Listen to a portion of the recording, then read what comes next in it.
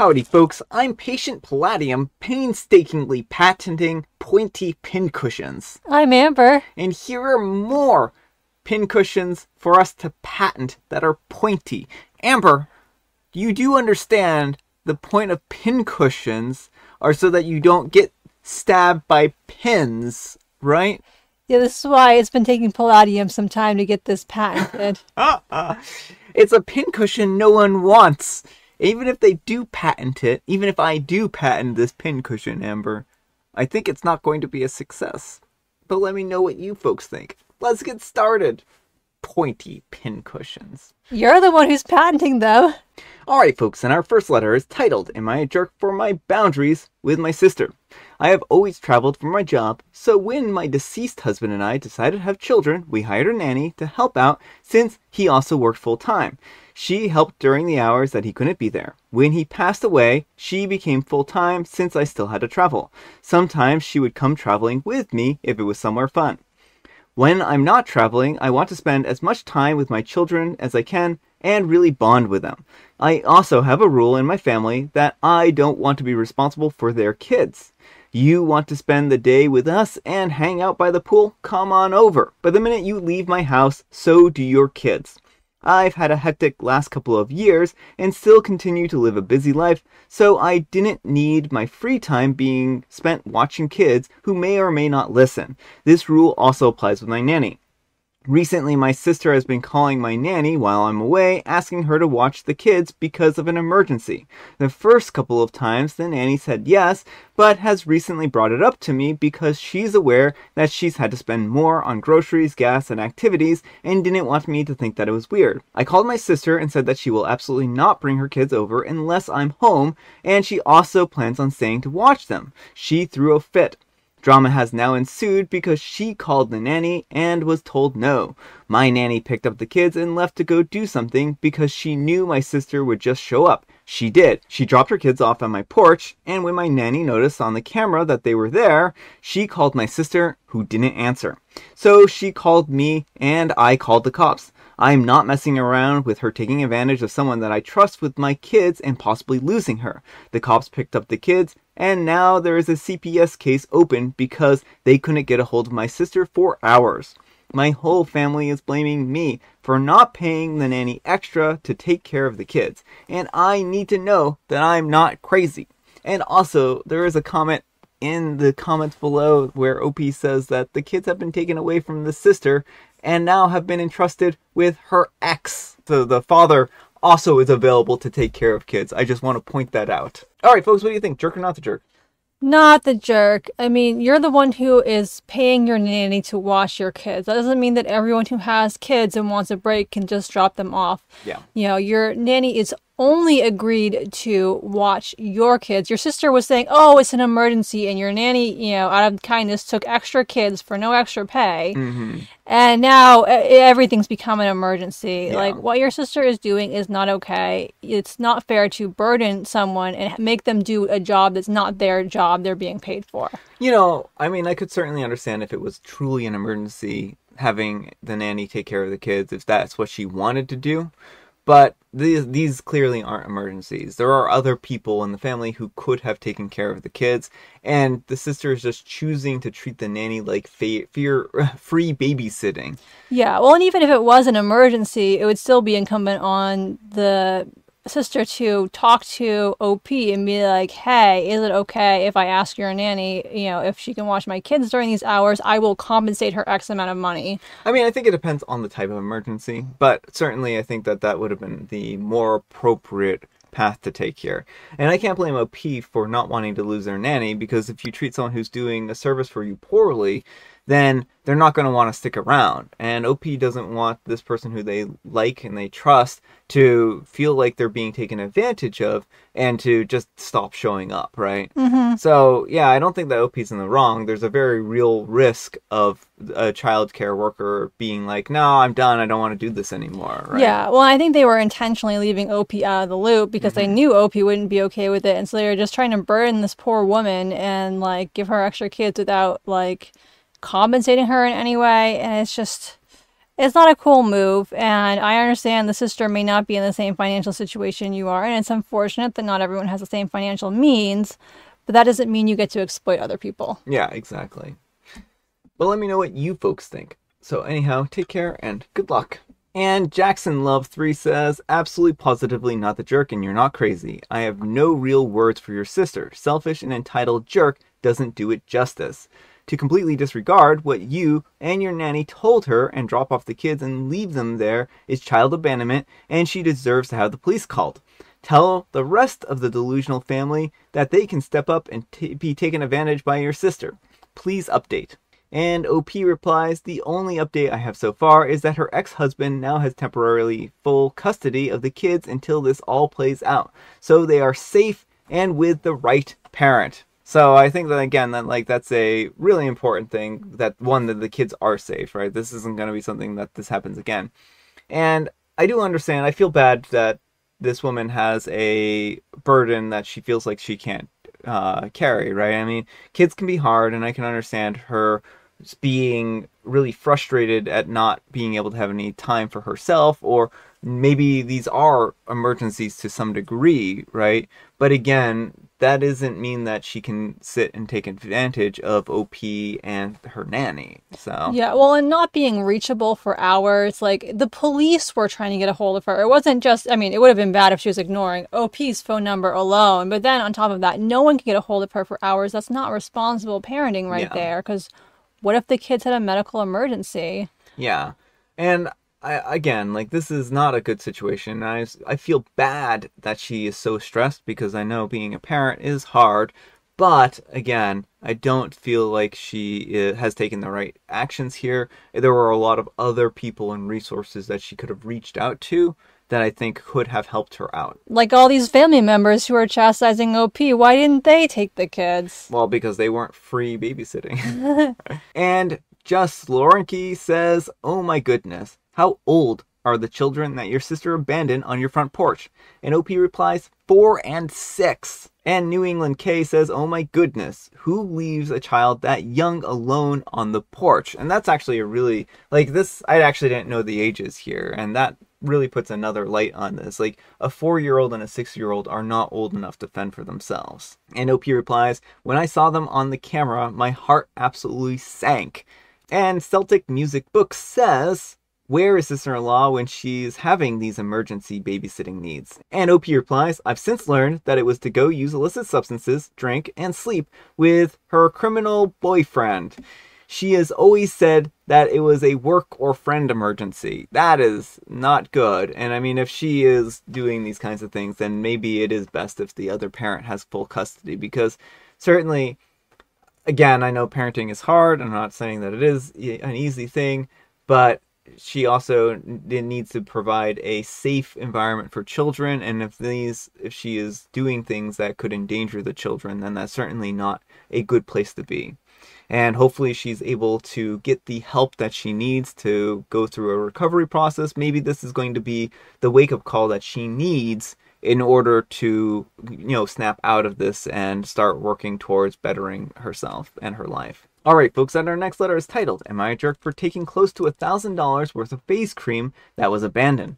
My wife and I were in New York City today to celebrate our cousin's birthday. We took a train in and out of the city and left a bit earlier to get home in time to take care of our dogs. We were in a bit of rush, but we were super hungry and stopped for a quick meal at Shake Shack. We found a couple of bar stool seats and noticed a small shopping bag that had some skincare products in it, but no ID, wallet, or anything else. I checked.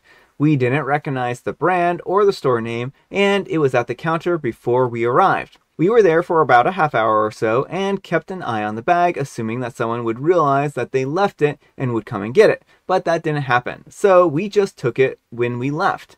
Later, we sent a picture of the face cream to my brother's partner, who has worked in cosmetics for years.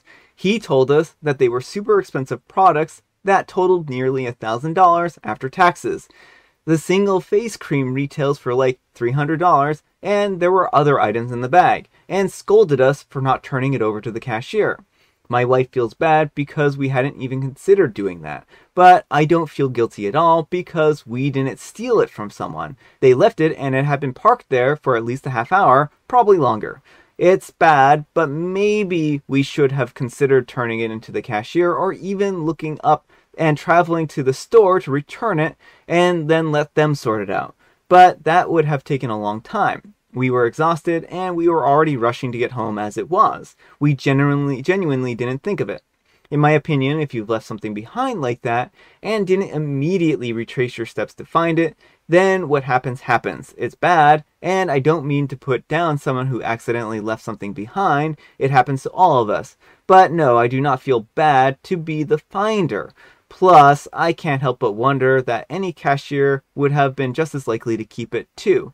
Also, what realistically could they have done? It's not like a phone or a wallet that could have been traced to the owner. There was no receipt in the bag or anything. But maybe that's beside the point. Am I the jerk? Alright folks, and then OP has also an update, and we'll read this and then we'll make some judgments. And OP says, okay all, thank you for the feedback. I totally get why I'm the jerk here. I thought as much and told my wife that this post was pointless because yes, I did take something that isn't mine. I wasn't thinking or being kind, just selfish and tired.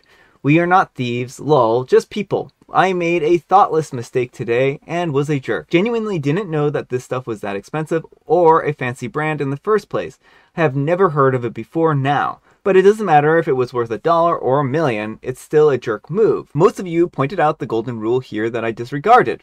What would I have wanted if I left something behind, expensive or otherwise? Obviously, I would want my stuff turned in and held safely. Who wouldn't?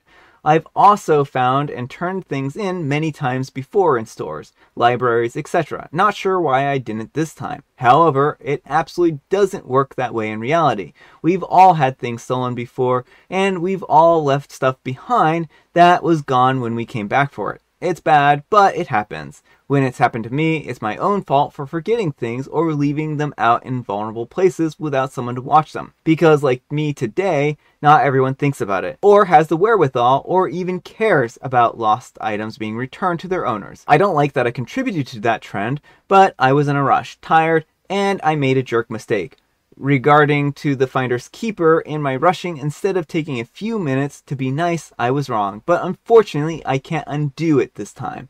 In particular, thank you to the commenter who pointed out asking for a manager and turning it in with them when it would have been the best move. Again, I hadn't thought of escalating it that much. If this sort of thing happens in the future, that's what I'll do. Alright folks, what do you think? Yeah, I mean, it's good that OP is seeing the error in their ways, but also I don't feel like OP is going far enough to make amends for this wrongdoing. Well, I actually will say, and later in the comments, OP is claiming that they are going to mail the stuff out to either the store or the restaurant that they were stopped in, and that way they can actually return it to them. Yeah, I also feel like they're not taking enough culpability for their actions. Oh, absolutely. They keep being like, oh, well, I was tired and rushed, and I just happened to take the stuff that wasn't mine. Anyone could do that. And it's like, no, OP, you don't get a pass because you were tired and rushed. You deliberately took something you knew wasn't yours with the intention to profit off of it in some way, shape, or form. You may not have known the monetary value, but you knew it wasn't yours, and you shouldn't have taken it. Well, there's also another bit here that I don't think OP's considered, and I think that's the aspect that there are security cameras, and even if OP wasn't able to find the owner, looking at the security cameras and hunting down the owner that way is something that the store could have very well done and may actually end up happening anyways, because if you leave $1,000 worth of items around, you're going to want that back, right? Right. The original owner is probably going to retrace their steps at some point. So for OP to be like, oh, well, they left it so long, it was just abandoned. It's like, no, they just haven't realized they left it yet. They may be retracing other places before they got here, you know, and so it's just...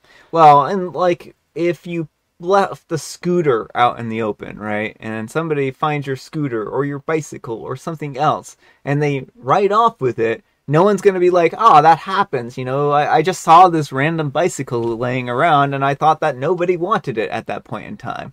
And that's not really how it works. When you take something, it doesn't matter, I could understand if it was like a scrap piece of paper or, you know, something that most people wouldn't consider valuable. But really, at the end of the day, you have to consider that somebody is going to want that and is going to come back for it. And it isn't your decision to figure out whether or not that's the right move. Now, there are some places where there are like finder keeper's law, where if you turn something into the police and they haven't, you know, recovered it in like a month or something like that, then there are like provisions where you can claim it. But that's, you know, I think that varies from place to place and jurisdiction to jurisdiction. So again, that isn't a decision that you can just make. Well, I also don't like the touch of victim blaming going on in here, where OP is like, well, you know, if I leave something out and someone takes it, it stinks, but it's my fault. But no, if everyone in the world was well intentioned, you could leave things, no one would take them because it's not theirs. Yeah, of course, we have to be careful with our stuff because there are ill intentioned people, but it's not our fault that someone made the conscious choice to steal your stuff. And I mean, I do think that there is a case to be made that under certain circumstances, that finders keepers is a rule that can be, you know, invoked, but I do think it needs to be within a reasonable time period of somebody finding this property and giving the original owners the chance to recover it. I mean, finding loose change on the beach, that's fine. Yeah. Like, nobody's going to come looking for their missing pennies, probably. But I think in general, like, if you see something as big as like a bag of face creams and other body products, like, that's very clearly not intended for you. Yeah, and I mean, certainly, I'm not saying that again, I'm not justifying what OP has done here, but I do think that there are certain provisions and laws and stuff like that that will allow you to take the proper course of actions in order to recover property that may be unclaimed. And again, I don't think that OP took the right course of actions here. They saw a bag and they took it. And that's really what this boils down to. They didn't give the owners a reasonable period of time to recover it. And they may have committed a felony. And especially if the cameras trace this back to them taking the bag, right? Like, I don't think they understand that this could be a really serious thing.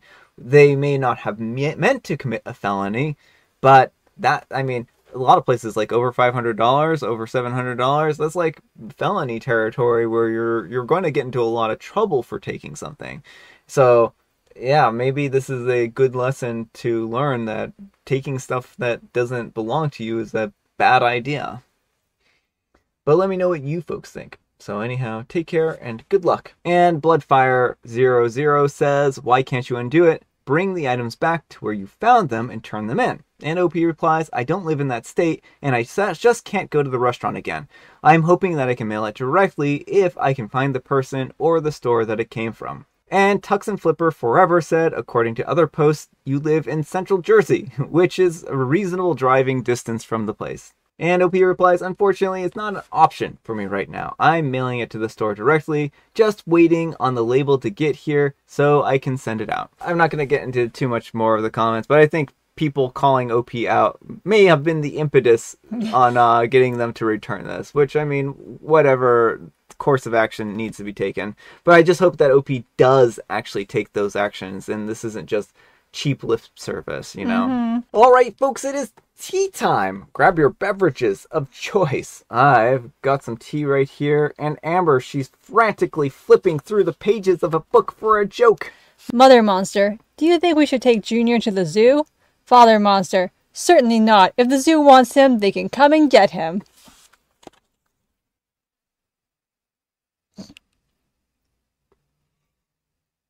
Oh, that was the joke. Oh, I'm sorry. Yes, very funny. Funny joke. Monster Zoo kids. And I have Earl Grey. And apparently a death glare. I got my manuscript eval on my book back today, book 2. Yeah, Amber did. Amber sent out her manuscript for evaluation for a little while ago. She's right now in the process of working on getting the first book published, so it's not out yet. And she's also finished off the second book in the series, and now she's gotten some edits back on that. Yes, and so my editor said a lot of nice things, and so I'm very happy. Amber's been very, very happy today. very happy. Like, I still have work to do, of course, but there's a lot of positive comments, and it's just like, oh, I wrote a book and it's not terrible. Yay.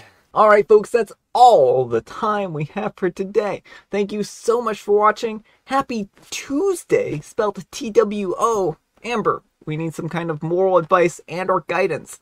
And please, have it a very simple principle. Don't steal things. Don't steal things. Folks, if it doesn't belong to you, don't take it. Thanks so much for watching, and we'll see you all tomorrow. Bye.